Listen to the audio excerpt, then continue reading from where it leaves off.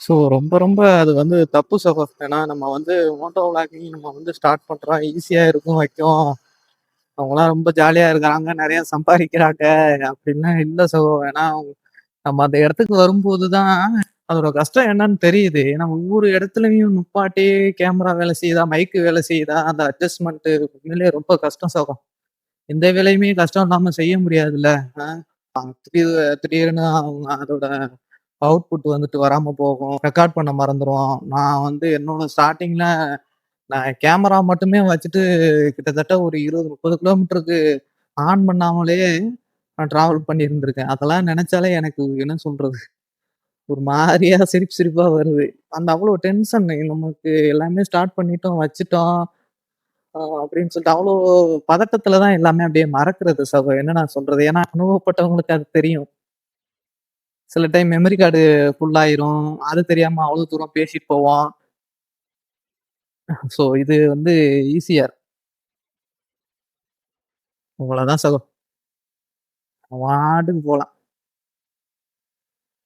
எனக்கு பேசிக்கா சொல்லணும்னா, எனக்கு இந்த ரோடு வந்து எனக்கு ரொம்ப ரொம்ப பிடிக்கும் சகோ. ஏன்னா ரொம்ப அவ்வளோ ஸ்மூத்தா இருக்கும். இந்த ரோட்ல நமக்கு போறதுக்கு. ராமேஸ்வரம் ஈஸியா இருக்கு. அது போறதுக்கே வந்துட்டு ஒரு மாரி செம்ம ஃபீல் குடுக்கும். பாட்டுக்கு கைய அப்படியே புடிச்சுட்டு நம்ம பாட்டுக்கு போயிட்டே இருக்கலாம். நிலா சீ ஃபுட்ஸ் இந்த வண்டிய பார்க்கும்போதெல்லாம், அந்த கம்பெனில வந்து நான் வேலை செஞ்சது தான் எனக்கு ஞாபகம் வருது சகோ.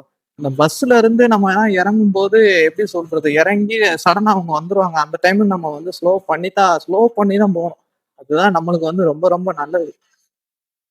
அதான். ஹைவே செம்மையா இருக்கு சகோ. வாவ்!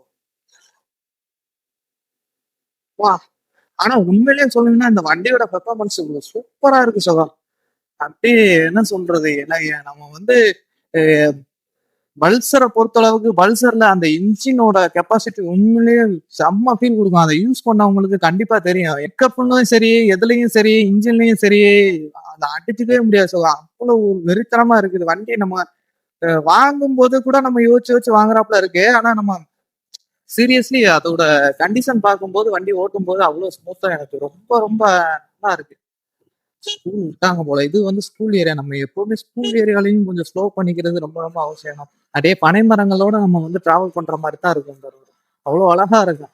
எல்லாம் இந்த ரோட்ல வந்தவங்க கண்டிப்பா அத ஃபீல் பண்ணியிருப்பாங்க. நான் நெறைய டைம் இத போகும்போது அவ்வளோ ஜில்னஸ் இருக்கும். பனைமரம் இருக்கிறது ரொம்ப ரொம்ப நல்லது. ஏன்னா ஹெல்மெட் கூட போடாம போறாரு ஹைவேல, ஈசிஆர்ல. உண்மையிலேயே வண்டியோட பெர்ஃபார்மன்ஸ் சொல்லணும்னா, வண்டியோட பெர்ஃபார்மன்ஸ் உண்மையிலேயே சூப்பரா இருக்கு சார். அவ்ளோ அருமையா இருக்கு. எனக்கு இந்த டாக்க பார்த்தா தான் எனக்கு ஐயோ! ஐயோன்ற மாரி இருக்கும். சடனா நம்ம பாட்டுக்கு ஒண்ணு பேசிட்டு போயிட்டு இருக்கையிலயோ, வண்டியில போயிட்டு இருக்கையிலயோ சடனா அது பாட்டுக்கு உள்ள வந்துரும்.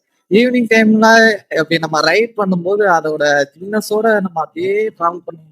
ரொம்ப நல்லா இருக்கு. அருமையா இருக்கு. ஆ எனக்கு வந்து இந்த மாரி ரோட்ல இந்த மாரி பிளைனா இருக்கிற ரோட்ல அப்படியே ஸ்மூத்தா 2 பக்கமும் மரங்களோட அப்படி டிராவல் பண்ணும்போது அதோட ஃபீலிங்கே வந்து தனியா தனியா தெரியும் சார். உண்மையிலேயே சூப்பரா இருக்கும். அது எனக்கு ரொம்ப ரொம்ப பிடிக்கும். டிராவல் டிராவல் வந்து எதுக்கு பண்றாங்கன்னா, ரொம்ப ரொம்ப ரசிச்சு பண்றாங்க பாரு. அவங்களுக்கு வந்து கண்டிப்பா தெரியும். வெறுமனே வந்துட்டு நம்ம அந்த இடத்துக்கு போனா தான் அத வந்து நம்ம ஃபீல் பண்ண முடியும். ஸோ இந்த ரோடுமே வந்து கடைசியில எது வரைக்கும் போகும் அப்படின்னா, இந்த ரோடு ராம்நாடு வரைக்கும் போகும். ஸோ ராம்நாடு வரைக்கும் இந்த ரோடு இப்படித்தான். நல்லா இருக்கும். பாட்டுக்கு பிச்சு உதறி போய்க்கிட்டே இருக்கலாம். இன்னொன்னு என்னன்னா, ரோட்ல நம்ம போகும்போது நம்ம வந்து மேக்ஸிமம் நம்ம 60, 70ல போறது நல்லது. ஏன்னா, எப்பவுமே வண்டிங்க வந்து அதிகமா ஸ்பீடா இந்த ரோட்ல வந்து அதிகமா போய்க்கிட்டே இருக்கும் சார். அதனால நம்ம வண்டியில போகும்போது ரொம்ப ரொம்ப சேஃபா போணும். இந்த உலகத்துல எவ்வளவோ பேரு எவ்வளவோ கஷ்டப்பட்டுட்டு இருப்பீங்க, ஃபீல் பண்ணிக்கிட்டு இருப்பீங்க. சின்ன சின்ன விஷயத்துக்குலாம் ஏதோ பெருசா நம்ம ஏதோ ஃபீல் பண்ணிக்கிட்டு மனசு உடைஞ்சிரும் இல்லையா? அந்த மாரிலாம் இருக்காதீங்க ஜாலியா இருங்க. லைஃப் அப்படியே ஸ்மூத்தா மூவ் பண்ணுங்க. உண்மையிலேயே வந்து ரொம்ப அருமையா இருக்கும். எவ்வளவு பெரிய ப்ராப்ளமா இருந்தாலும் சரி, அப்படியே தூசி தட்டுற மாரி தட்டி விட்டுட்டு நம்ம பாட்டுக்கு மூவ் பண்ணி போயிட்டே இருந்தோமா தான் உண்மையிலேயே அந்த ரொம்ப நம்ம ஏன்னா தோத்த இடத்துல நம்ம ஜெயிக்கும்போது அதோட ஃபீலிங்ஸே வந்து தனியா இருக்கும் அதனால நீங்க எதுக்குமே எந்த ஒரு பிரச்சனை வந்தாலும் சரி, சரி ஓகே. அது வந்து நம்ம நல்லதுக்காக மட்டும் தான் நடந்திருக்கு அப்படின்னு நம்ம நெனைச்சிட்டோம்னாலே, நம்மளுக்கு வந்து பாதி ப்ராப்ளம் வராது. உண்மையிலேயே வந்து ரொம்ப ரொம்ப நல்லா இருக்கும். எப்படி சொல்றது? நீங்க வந்து சின்ன சின்ன பசங்கலாம் இப்பலாம் எனக்கு நெறைய நியூஸ்லாம் படிக்கிறேன் இந்த சின்ன சின்ன பசங்க வந்துட்டு பசங்களும் சரி, பொண்ணுங்களும் சரி, ஸ்கூல் பொண்ணுங்க, ஐயோ! மார்க் கம்மியாயிட்டோமே! அவ்வளவுதான் நம்ம இதுக்கு மேல நமக்கு லைஃபே போச்சுன்ற மாரி நெறைய பேரு சூசைட்டு அது இதுன்னு நெறைய அதெல்லாம் பார்க்கும்போது உண்மையிலேயே வந்து மனசு ரொம்ப கஷ்டமா இருக்கு யாரெல்லாம் அத ஃபீல் பண்ணியிருப்பீங்கன்னு தெரியல. ஆனா எனக்கு உண்மையிலேயே ரொம்ப கஷ்டமா இருக்கும். ஏன்னா, ஏன் வந்து இவ்வளவு மைண்ட் அப்செட் தம்பிங்களா உங்களுக்கு? நான் நான் உங்ககிட்ட நான் சொல்றேன். இப்ப இந்த வீடியோ பார்க்குற சின்ன சின்ன பசங்கலாம் இருந்தாலும் சரி, நீங்க வந்து மார்க் வந்து எவ்வளவு கம்மியா எடுத்தாலும் சரி, அது வந்து முக்கியமே இல்லடா தம்பிகளா. நம்ம வந்து நம்ம படிக்கிறது, நம்மளோட படிப்பு அப்படின்றது வந்து நம்மளோட நாலேட்ஜ வளர்க்கறதுக்கு தானே தவிர, அதுவே வந்து நம்மளுக்கு வந்து வாழ்க்கை கிடையாது. சரிங்களா? நீங்க அத நெனச்சு எப்பவுமே வந்து நீங்க ஃபீல் பண்ணக்கூடாது. எதா இருந்தாலும் சரி, நீங்க மூவ் பண்ணி முன்னாடி போய்க்கிட்டே இருக்கணும். சரியா தம்பிங்களா? நீங்க இந்த மாரிலாம் பண்ணாதீங்க. ஏன்னா, இத வந்து உங்கட்ட நான் சொல்லணும்னு தோணுச்சு. எதுக்காக அப்டின்னா, நான் நெறைய நியூஸ் படிச்சேன். இப்ப வர்றப்ப கூட சில நியூஸ்கள் வந்து தேவையில்லாத நியூஸ்கள் நம்ம பார்க்கும்போது மனசு ரொம்ப சங்கட்டமா இருக்கு. மனித உயிர் வந்து விலை மதிக்க முடியாது தம்பிங்களா. என்னன்னா, அம்மா திட்டுவாங்க, அப்பா திட்டுவாங்க. ஐயோ! மார்க் கம்மியாயிருச்சே! அதெல்லாம் தயவு செஞ்சு யோசிக்காதீங்க. மேல ஒருத்தன் கடவுள்னு ஒருத்தன் நம்மளுக்காக ஒரு ஸ்கெட்ச் போட்டு வச்சிருப்பான். கண்டிப்பா எல்லார் வாழ்க்கையிலயும் அது ஒண்ணு இருக்கும். அதனால நீங்க ஃபீல் பண்ணாம மூவ் பண்ணிட்டு போணும். நீங்க தம்பிங்களா, தங்கச்சிங்களா, உங்களுக்கு படிக்கிற பசங்களுக்கு நான் ஒண்ணே ஒண்ணு சொல்றேன். தயவு செஞ்சு இந்த மாரி விஷயங்கள் எதுவுமே பண்ணாதீங்க. எதா இருந்தாலும் ஃபேஸ் பண்ணுவோம். ரொம்ப ஜாலியா மூவ் பண்ணி போய்க்கிட்டே இருப்போம். லைஃப் வந்து ரொம்ப ரொம்ப அழகானதுடா தம்பிங்களா. சரிங்களா? அண்ணன் என்ன இப்படியே போறாப்ல? கிட்டத்தட்ட 10ல தான் போவாரு போல. இதுக்கு சைக்கிள்லயே போயிடலாம் போல. ஈசிஆர்ல நான் ஏன் இத சொல்றேன்னா, ஈசிஆர்ல மெதுவா போகக்கூடாது நம்ம நம்ம நல்லா போனாலுமே, நம்ம பின்னாடி இருந்து வண்டி வர்றதுக்கு வாய்ப்பு அதிகமா இருக்கு. வேகமா வந்தாங்கன்னா, கண்டிப்பா நம்மள வந்து தட்டுறதுக்கு நெறைய வாய்ப்பு இருக்கு. ஒண்ணு 70, 80 இந்த மாரி ரோடுகள்ல போம்போது 70, 80 நம்ம அந்த ரேஞ்சுலயே போறது ரொம்ப நல்லது.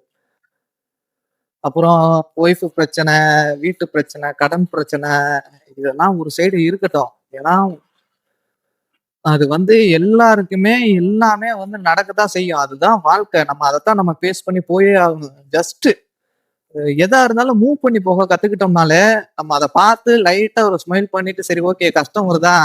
அப்பயும் நம்ம சிரிக்கலாம். சந்தோஷப்படுறப்ப மட்டும் நம்ம சிரிக்கிறோம்ல அப்போ வந்து நம்ம வந்து கஷ்டப்படுறப்பயும் நம்ம வந்து அத பார்த்து சிரிச்சுக்கிட்டே மூவ் பண்ணிட்டா, மனசும் ரொம்ப லேசாயிரும். நமக்கு அடுத்து என்ன பண்ண போறோம்ன்றதும் ரொம்ப உங்களுக்கு தெரிஞ்சிரும். சரிங்களா? அதனால எந்த ஒரு விஷயமா இருந்தாலும் சரி, லைஃப்ன்றது ரொம்ப ரொம்ப விலை மதிக்க முடியாதது. ஃபீல் பண்ணி, ரொம்ப என்ஜாய் பண்ணி வாழுங்க. ஹேப்பியா இருங்க. என்ன பொறுத்தவரைக்கும் ஹேப்பியா இருங்க. நீங்களும் ஹேப்பியா இருங்க. மத்தவங்களையும் ஹேப்பியா வச்சிருந்தீங்கன்னா, கண்டிப்பா வாழ்க்கை செம்மையா இருக்கும். என்னடா ஒரே என்ன ஒரு வயசான மாரி பேசிக்கிட்டே போற, ஓவர் அட்வைஸ் பண்ற, நீ என்ன அவ்வளோ பெரிய ஆளா? அப்படிலாம் நெனைக்காதீங்க. எனக்கு உங்க வீட்ல உள்ள ஒரு அண்ணனோ, தம்பியோ சொன்னா ஏத்துப்பீங்கல்ல? அந்த மாரி தான்.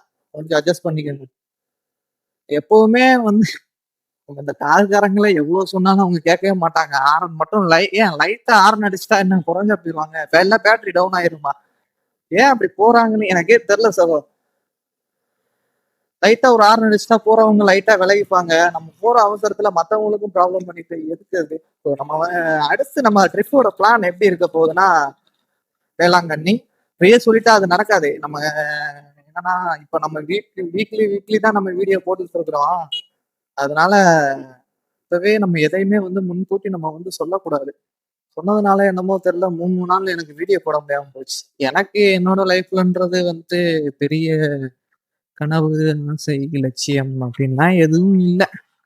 எனக்கு எனக்கு என்ன அன்னைக்கு பொழுது நம்மளுக்கு வந்து ஜாலியா இருக்கா, சந்தோஷமா இருக்கோமா, 4 பேர பார்க்குறோமா, ஓகே அவ்வளோதான். அவ்வளோதான் மூவ் பண்ணி போறோமா சரி ஓகே.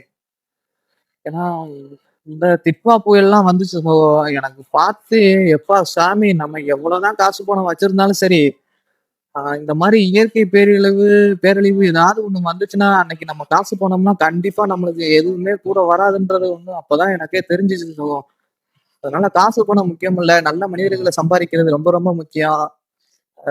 அந்த விஷயத்துல எனக்கு வந்து என்ன சொல்றது? ஒரு சின்ன ஹாப்பினஸ் இருக்கத்தான் செய்யுது. பைக்ல போற நான் என்னோட வீடியோ இன்னொன்னு சொல்ல விரும்புறேன். என்னோட வீடியோ பார்க்குற தம்பி, தங்கச்சிங்க பைக்ல போகும்போது கண்டிப்பா ஹெல்மெட் போட்டு போங்க.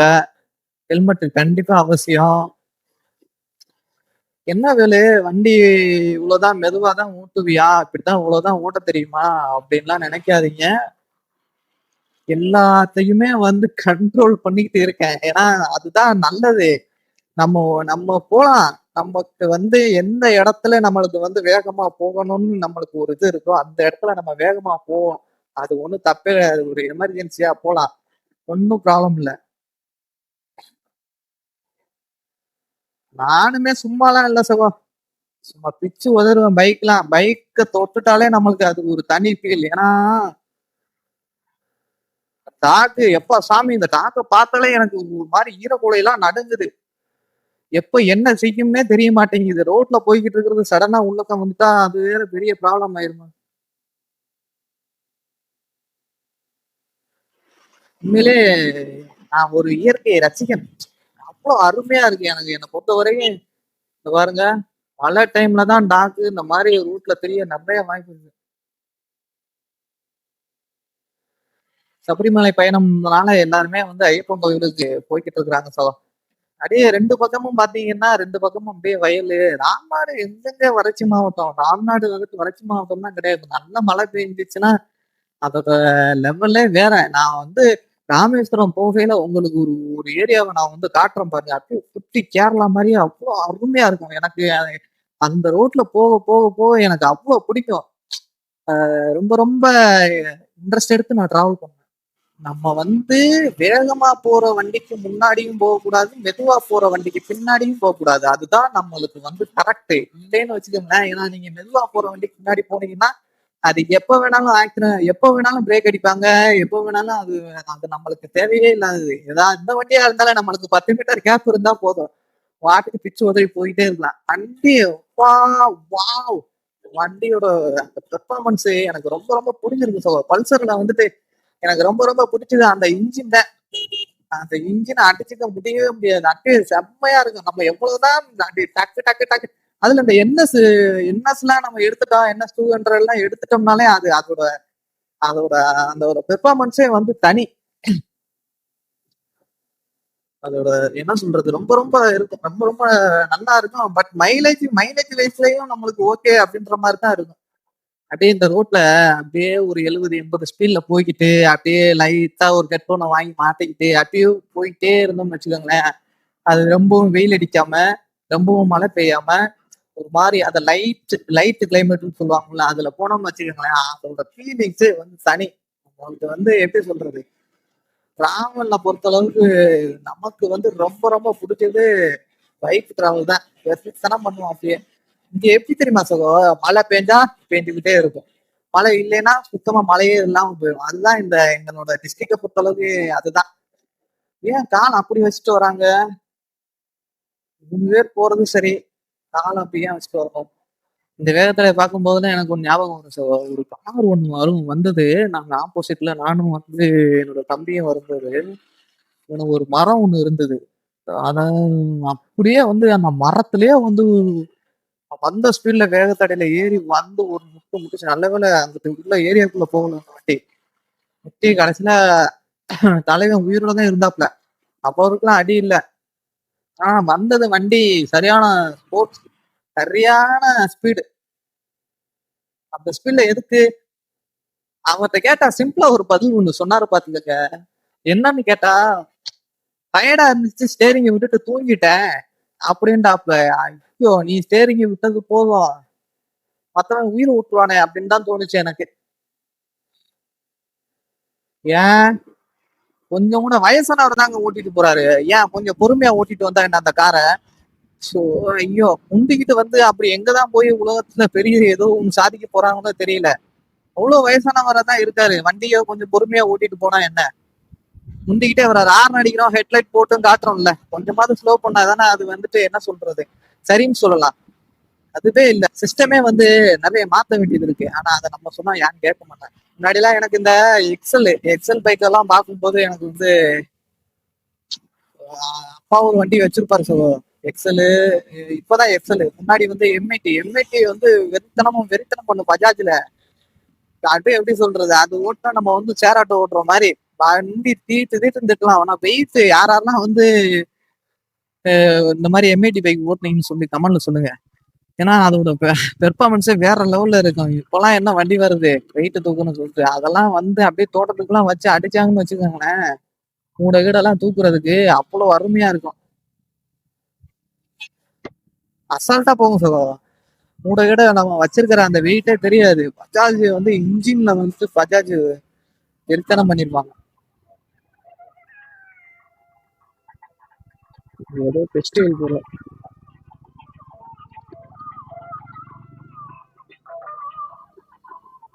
ஈஸியா ரைடு தான். அப்படியே சும்மா அப்படியே ரொம்ப ரொம்பவும் இதா இல்லாம ரொம்பவும் இது இல்லாம நல்லா ரொம்ப ஸ்மூத்தா நம்ம வண்டியை சும்மா வந்து இன்னைக்கு வீட்டுல போடக்கூடாதுன்னு சொல்லிட்டு லைட்டா ஒரு ட்ரிப்பு பக்கத்து ஊர் வரைக்கும் போயிட்டு வரலாம் அப்படின்னு சொல்லிட்டு தான். வேற ரொம்ப பெருசா யோசிக்கிறதுலாம் இல்ல. நம்ம வந்து சண்டே ஈவினிங் போடுவோம் பாத்தீங்களா, அந்த வீடியோ நம்ம வெறித்தனமா இருக்கும். கண்டிப்பா மிஸ் பண்ணாம பாருங்க. கண்டிப்பா எல்லாரும் சப்போர்ட் பண்ணுங்க. ஏதாவது மிஸ்டேக்னா எனக்கு கமெண்ட் பாக்ஸ்ல சொல்லிருங்க. வேலை இந்த மாதிரி பண்ணுங்க, பண்ணா நல்லா இருக்கும் அப்படின்னு. ஏன்னா நான் வந்து எப்பவுமே ஒருத்தவங்க நம்ம சொல்றாங்கன்னா அதை நான் ஏத்துப்பேன், அக்செப்ட். பாரு டிவிக்கே எங்க அண்ணன் வண்டி தான் போகுது, தன்னபதி. கண்டிப்பா எல்லாருமே சப்போர்ட் பண்ணுங்க, லைக் பண்ணுங்க, ஷேர் பண்ணுங்க, கமெண்ட் பண்ணுங்க. சும்மா லைட்டா ஒரு ரைடு டீ குடிக்க வந்தோம்னு நினைச்சுக்கோங்க.